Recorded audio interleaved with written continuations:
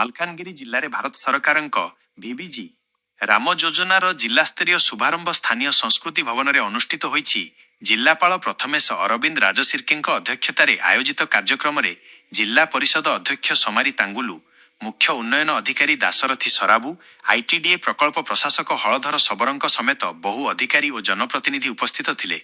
जिलापाल कहिथिले एही योजना ग्रामीण परिवारर आर्थिक सशक्तिकरण सह शेष हिताधिकारी पाखरे सुविधा पहुंचाइबाकू गुरुत्व देव।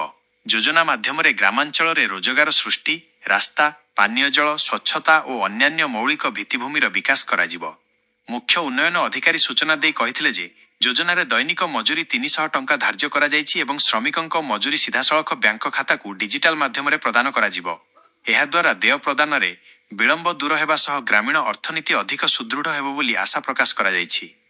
आज आमर मालकानगिरी जिले में VBG RAM जे कार्यक्रमटा आम आरंभ करूँ। तो से उपलक्ष्य आम जिलार विभिन्न अंचल जो VBG RAM जे वर्कर मैंने अच्छा से आम संस्कृति भवन एकत्रित होता संगे संगे आमर अतिथि मैंने उपस्थित होते से प्रेजेंस कार्यक्रमटा आज आम VBG RAM जे कार्यक्रमटा आम ये आरंभ करूँ। तो आगुरी जमी आम MGNRGS 100 दिन काम था, बर्तमान से बढ़ी 125 दिन हो जाए। संगे संगे ग्राम पंचायत लेवल से माने जो प्लानिंगटा कर गोटे विकसित ग्राम पंचायत प्लानटा प्रिपेरेसन करेंगे और से अनुसार सब काम गुड़ाक ट्रांसपेरेन्सी मेंटेन होकर ठीक टाइम रे जमी पैसा पाइपर, मेटेरियल पैसा हो कि लेबर पैसा हो सबूर प्रावधान रखिक जो VBG RAM जे कार्यक्रमटा योजनाटा है योजना अनुसार समस्त को भी आम इंस्ट्रक्शन देचु से ग्राम पंचायत लेवल रे बा ग्रामांचल स्तर में कार्यक्रमटा प्रचार प्रसार करेंगे और समस्त भागीदारी आम ये